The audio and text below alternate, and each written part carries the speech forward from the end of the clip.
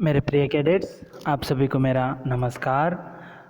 आज हम 10वीं कक्षा के संबंधित जो पूरक पाठ्य पुस्तक है जिसका नाम है संचयन भाग 2, इसका जो पहला अध्याय है हरियर काका, इसके लेखक हैं मिथिलेश्वर। जो हरियर काका एक लंबी कहानी है, तो उसका हम लगातार जो है अध्ययन कर रहे हैं। तो आगे बढ़ने से पहले हम थोड़ा बहुत जो है फ्लैशबैक को देखेंगे। हरियर काका जो है आजकल चुपचाप हैं, कथावाचक कह रहा है और उनसे अच्छे संबंध थे, तो इसका कारण वह जानना चाहता है। तो इसी बीच जो है वहाँ कर जो ठाकुरबाड़ी यानी जो देवस्थान है या मंदिर है उसके बारे में विवरण हो गया है। तो उसी बीच जो है हरियर काका के 4 भाई हैं और चारों भाइयों की शादी हो चुकी है, लेकिन हरियर काका की 2 शादियां होते हुए भी वह निसंतान है, उसके कोई औलाद नहीं है। तो सारा जिम्मा जो है 3 भाइयों के पत्नी जो है उसे देखते हैं हरियर काका को। उसकी उम्र ढल रही है, लेकिन एक दिन ऐसा हो जाता है कि वह उसे रूखा सूखा ही देते रहते हैं। तो एक दिन तो उसके भतीजे की, जो हरियर काका के भतीजे का जो मित्र आया, तो नाना प्रकार के व्यंजन बनाए गए, लेकिन हरियर काका को नहीं दिया गया।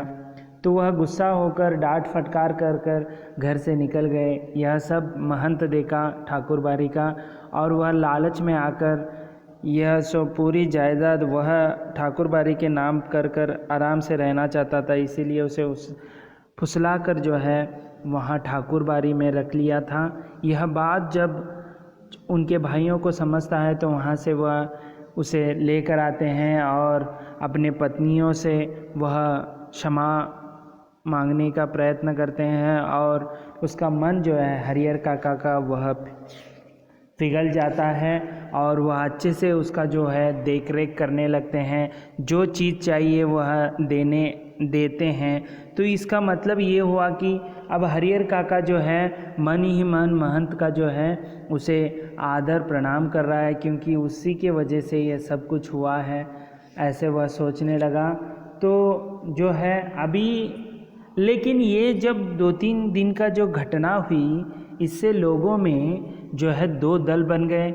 एक दल कहता है कि जो हरियर काका को अपना जायदाद जो है ठाकुरबाड़ी के नाम करना चाहिए, उसका जो है पावन हो जाएगा। और कुछ प्रगतिशील व्यक्ति और कृषिक व्यक्ति जो हैं लोग, वे कह रहे हैं कि उनके भाइयों को खून का रिश्ता होता है, तो भाइयों के साथ अन्याय हो जाएगा, तो उसे भाइयों को ही अपना जो है परिवार को बांट देना चाहिए। ऐसे जो है दोनों जो भाग बने हैं, 2 दल बने हैं, उसमें दोनों वर्गों में जो है तू-तू-मैं होती है, मारपीट भी हो गई। तो इसी बीच जो है उन्होंने प्रतीक्षा कर रहे थे। तो लेकिन यहाँ पर हरियर काका जब और कथावाचक जो है गंभीर बातचीत के बाद वह इस निष्कर्ष पर पहुँचे कि वह जीते जी किसी के नाम पर जो है वह अपना जायदाद नहीं करेंगे, क्योंकि हरियर काका को पता था कि इससे पहले जो उसके कुछ लोग जो हैं अपना उत्तराधिकारी को देने से जो है उनका जीवन जो है कुत्ते के समान हुआ था, इसीलिए वह छोड़ दिया। तो अभी यहाँ पर जो है हरियर काका जब भी एकांत दिखते तो महंत उसे कहता कि आपको ठाकुरबाड़ी के नाम से जो है कर देना चाहिए, इससे जो है आपका जो है पावन हो जाएगा, आपको सुख सुविधा सब मिल जाएंगे। लेकिन वह द्वंद्व में था। ऐसे समझकर जो महंत है उसे अपहरण करने का सोचता है और ज़बरदस्ती जो है ठाकुरबाड़ी के नाम पर जो है उसका जायदाद करना चाहता था। तो यह भनक जो है उनके भाइयों को नहीं था, हरियर के। तो एक दिन रात में जो है वह उसे अपहरण करके लेके जाते हैं, तो उनके भाई कुछ नहीं कर पाते। तो उनके भाई जो हैं वह अभी ढूंढने के लिए लोगों को इकट्ठा किए हैं और उनका शक है कि महंत ही इनको लेकर गया है, अपहरण किया है। तब जब वह ठाकुर बाड़ी को जाते हैं अपने सभी लोगों के साथ, तो वहाँ पर जो ठाकुर बाड़ी खामोश थी, वहाँ पर जो है शांति थी, नज़र आई और मुख्य फाटक बंद था। तो यह नज़ारा देखते हुए यह महंत का काम नहीं हो सकता, ये कोई डाकुओं का काम है, ऐसे वहाँ के जो जमे हुए लोग कहते हैं। तो वह बहुत बड़ी रकम ले लेंगे, ऐसे सब कुछ कहते हैं। तो यहाँ तक जो है कहानी हो गई थी। अब आगे देखेंगे किस तरह जो है आगे बढ़ती है यह कहानी। देखिए यहाँ तक जो अभी वो ठाकुर बाड़ी के पास आए हैं, लेकिन जो है हरिहर काका अभी तक नहीं मिला है। तो देखेंगे आगे क्या होता है। खोज में निकले लोग किसी दूसरी दिशा की ओर प्रस्थान करते कि इसी समय ठाकुर बाड़ी के अंदर से बातचीत करने की सम्मिलित किंतु धीमी आवाज़ सुनाई पड़ी। तो वह वहाँ से ठाकुर बाड़ी से ही निकल कर जाने ही वाले थे कि वहाँ पर एक बातचीत करने की, सम्मिलित यानी ग्रुप में बात करने की और धीमी आवाज़ सुनाई दी लोगों को, जो हरिहर काका के भाई हैं या उनके साथ आए लोगों को। सबने कान खड़े हो गए, सबके कान खड़े हो गए, यानी इसके मतलब है ध्यान देने लगे उधर। उन्हें यकीन हो गया कि हरिहर काका इसी में हैं। तो उन्हें यकीन हो गया कि हरिहर काका यहीं हैं। अब क्या सोचना, वे ठाकुर बाड़ी का फाटक पीटने लगे। ठाकुर बाड़ी का जो पीटक है यानी मुख्य द्वार है वो पीटने लगे। इस समय ठाकुर बाड़ी की छत से रोड़े और पत्थर उनके ऊपर गिरने लगे। रोड़े और पत्थर जो हैं उनके ऊपर गिरने लगे। वह वहाँ अंदर से ठाकुर बाड़ी से बरसाने लगे थे। वे तितर भीतर होने लगे, और तितर भीतर है ना इधर उधर होने लगे। अपने हथियार संभाले, लेकिन हथियार संभालने से पहले ही ठाकुर बाड़ी के कमरों की खिड़कियों से फायरिंग शुरू हो गई। देखिए ठाकुर बाड़ी केवल मंदिर ही नहीं है पवित्र, वहाँ से जो है हथियारों से जो है गोलीबारी भी, फायरिंग भी शुरू हो गई। एक नौजवान के पैर में गोली लग गई, एक नौजवान के पैरों में गोली लग गई। जो हरिहर काका के साथ आए थे वो गोली लग गई, वह गिर गया। उसके गिरते ही हरिहर काका के भाइयों के पक्षधर भाग चले। तो एक को गोली लगने से दूसरे भी घायल हो जाएंगे, ऐसे करके वह वहाँ से भाग चले। सिर्फ वे 3 भाई बचे रह गए। अपने तीनों के बूते इस युद्ध को जीतना उन्हें संभव नहीं जान पड़ा, इसीलिए वे कस्बे के पुलिस थाने की ओर दौड़ पड़े। तो क्या करते, वह 3 अकेले क्या कर सकते थे, तो इसीलिए वो उन्होंने थाने का सहारा लिया, पुलिस का सहारा लिया। देखेंगे आगे क्या होता है। इधर ठाकुर बाड़ी के भीतर महंत और उनके कुछ चंद विश्वासी साधु सादे और लिखे कागज़ों पर अनपढ़ हरिहर काका के अंगूठे के निशान जबरन ले रहे थे। देखिए उसी बीच जो है महंत और कुछ जो साधु संत हैं वह कोरे कागज़ पर जो है उनके अनपढ़ जो हरिहर काका के अंगूठे लेने लगे थे। हरिहर काका तो महंत के इस व्यवहार से जैसे आसमान से ज़मीन में आ गए थे। उनको इतना उनके प्रति रिस्पेक्ट था, सम्मान था, आदर था। वह अभी महंत के इस करतूत से वह दुखी हो गए। उन्होंने सपने में भी नहीं सोचा था कि महंत जी इस रूप में भी आएंगे। तो उन्हें महंत जो है इस रूप में भी होते हैं ऐसे उनको पता नहीं था। जिस महंत को वह आदरणीय एवं श्रद्धेय समझते थे वह महंत अब उन्हें घृणित, दुराचारी और पापी नज़र आने लगा था। अब वह उस महंत की सूरत भी देखना नहीं चाहते थे। अब अपने भाइयों का परिवार महंत की तुलना में उन्हें ज़्यादा पवित्र, नेक और अच्छा लगने लगा था। हरिहर काका ठाकुर बाड़ी से अपने घर पहुंचने के लिए बेचैन थे। देखिए वह यहाँ पर जो जबरन उनको उठा कर लाए थे, तो अभी वो बेचैन थे कि भाइयों के साथ, परिवार के साथ जाना चाहते थे, परिवार के वह देखना चाहते थे। उनको अभी परिवार ही अच्छा लगने लगा है।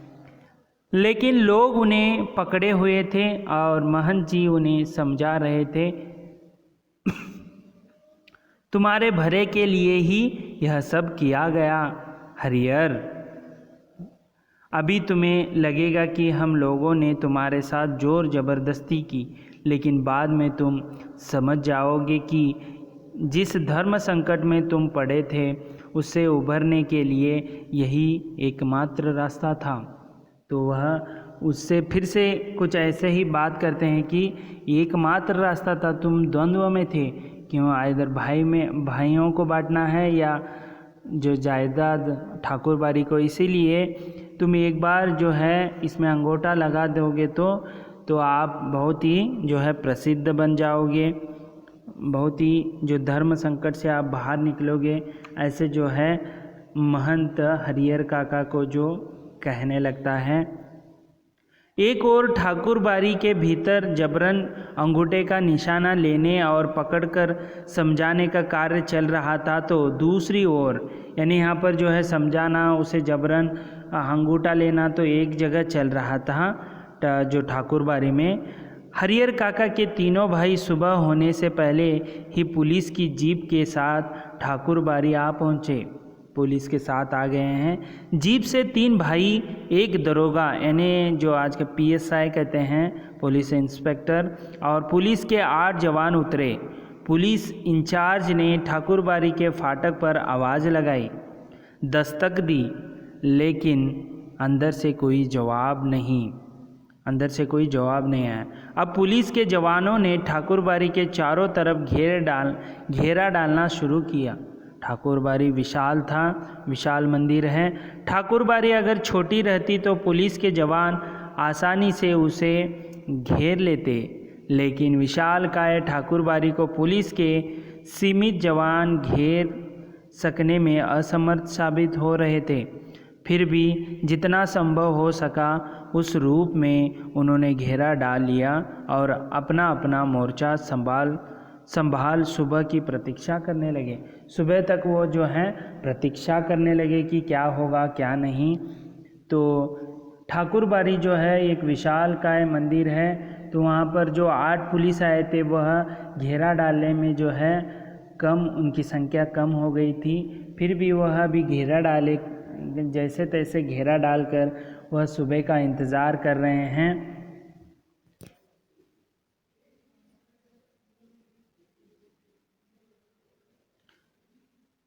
हरियर काका के भाइयों ने सोचा था कि जब वे पुलिस के साथ ठाकुर बाड़ी पहुँचेंगे तो ठाकुर बाड़ी के भीतर से हमले होंगे और साधु संत रंगे हाथों पकड़े लिए जाएंगे। देखिए जब वह लोगों के साथ आए थे तब वहाँ से अंदर से फायरिंग हो गया था। अभी पुलिस के सामने भी फायरिंग करेंगे ऐसे वो तीनों भाई सोच रहे थे, लेकिन वैसा नहीं हुआ। ऐसे करते तो यदि वह जवाबी फायरिंग करते और मर जाते, अपना जो है ठाकुर बाड़ी के जो साधु संतों के रंगे हाथ पकड़ने का जो ख्वाब वह नहीं दिख रहा था। लेकिन ऐसा कुछ भी नहीं हुआ। ठाकुर बाड़ी के अंदर से एक रोड़ा भी बाहर नहीं आया। शायद पुलिस को आते उन्होंने देख लिया था, ऐसे हुआ था। और सुबह होने में अभी कुछ देर थी, इसीलिए पुलिस इंचार्ज रह कर ठाकुर बाड़ी का फाटक खोलने तथा साधु संतों को आत्मसमर्पण करने के लिए आवाज़ लगा रहे थे।